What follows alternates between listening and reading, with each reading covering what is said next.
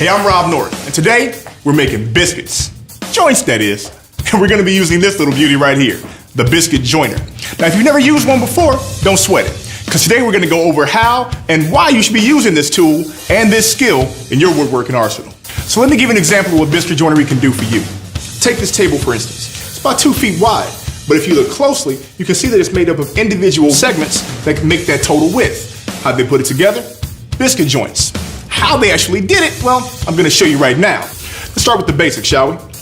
The biscuits themselves come in 3 different sizes. There's a 20, a 10, and then a 0. The size of the biscuit actually corresponds to the biscuit joiner itself. When you select, say, a 20, what happens is that you put the biscuit joiner against your material and you push it in. That lets the blade, which is kind of housed down in here, come out and make a cut in your material. How much of that blade? Well, that corresponds with the size of the biscuit you want to use. A 20 gives you more of a cut. If you set it for a 10, you're gonna get less of a cut. Set it for a 0, even less. There's one last thing we need to cover, the fence. Every good biscuit joiner should have one, and this one does. The way it works is that you should be able to adjust the height of the foot so that you can work in whatever thickness material you might have, because that blade is gonna cut wherever that fence is set. Also, it should be adjustable, so you can go from a 0 to a 45 or even a 90. Let's talk stock. You have to prep your stock, meaning that it should be the same thickness, nice and flush when you put them together, and the edges should be nice and straight. So that when the edges come together, you have nice tight seams, so there are no gaps. Best way to pull that off is with a joiner, but that's the topic for another video.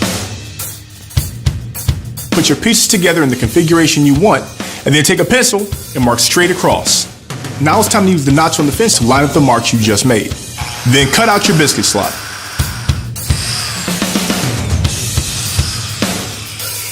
Then take the biscuits and glue. Put some glue in the slots, but don't overdo it, and a bead of glue down the whole side. You'll also need to put a little bit of glue in the corresponding slot, which you're gonna need to smooth out with either your finger or a brush. Then slide in the biscuits. Now join the 2 boards together and make sure everything fits properly. Now you're gonna need to use clamps to hold the pieces together while the glue cures. And we want nice, consistent squeeze out.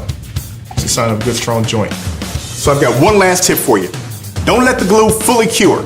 Pop those clamps after about 30 or 40 minutes and scrape off that excess squeeze out while it's still relatively fresh. Put a sander to it and you're home free. Now like I told you, you can make a board as wide as you want just by using a biscuit joiner. I'm Rob North, and that's how you get it done.